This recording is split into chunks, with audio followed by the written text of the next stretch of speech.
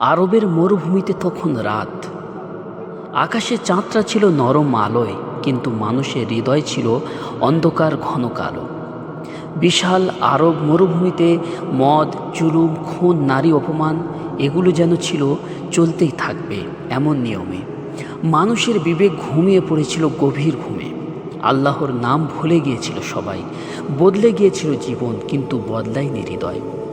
এই অন্ধকারেই এক বালক জন্ম নিলেন, হাশিমি বংশে, পবিত্র কুরাইশ গোত্রে, যার আগমন নিয়ে শত শত বছর আগেই বলে গেছেন ইব্রাহিম আলাইহিসসালাম, এবং শত শত বছর আগে বলে গেছেন ঈসা আলাইহিসসালাম। এমনকি ইহুদিদের গ্রন্থেও ছিল একজন শেষ নবী আসবেন।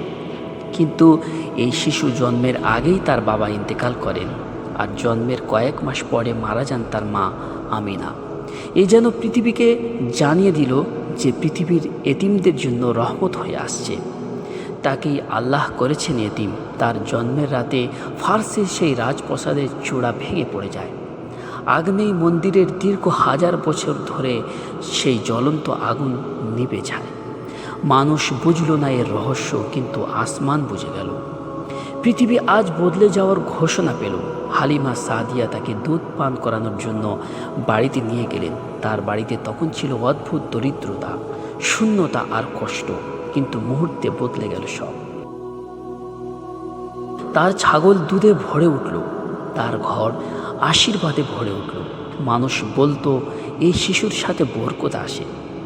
পৃথিবী তখন বুঝতে পারেনি বুকে তুলে নেওয়া সেই ছোট্ট শিশু, এতিম শিশু, কোনো সাধারণ শিশু নন। তিনি হচ্ছেন মুহাম্মদ সাল্লাল্লাহু আলাইহি ওয়াসাল্লাম, যা আগমনে কালে রাত ভোরের আলো হয়ে যাবে। শুধু এই পর্যন্ত শেষ নয়, এটা তো সবে শুরু। এরপরে আবার শুনতে আমাদের সাথে জুড়ে থাকুন।